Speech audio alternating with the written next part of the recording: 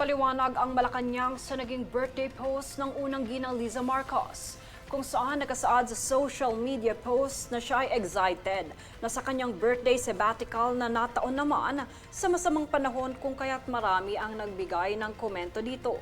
Ayon sa palasyo, karapatan ng lahat ang magbigay ng opinyon. Subalit bago pa man dumating ang masamang panahon, ay abala na ang First Lady sa mga gawain para sa mga mamamayan, kabilang narito ang pamamahagi ng rice assistance sa mga senior citizen. Ayon pa kay Yusek Claire Castro, walang ibig sabihin na negatibo ang unang ginang sa kanyang post at nais lamang nito na ipabatid ang kahalagahan ng kaarawan habang nabubuhay. May bagyo man o walang bagyo, nakikita po natin ang pagtulong ng ating First Lady sa pamamagitan ng Love for All. At nais lamang ipahatid ng birthday post na ito ang kahalagahan ng bawat araw at bawat taon na bigay ng Panginoon kahit ano pang dilubyo o pagsubok ang kinakaharap natin. At doon sa post na yun, makikita po natin bago magtapos ay may mensaheng stay safe and dry. Yun ay simpleng pagpapakita ng pag-aalala para sa ating mga kababayan na nasa gitna ng masamang panahon.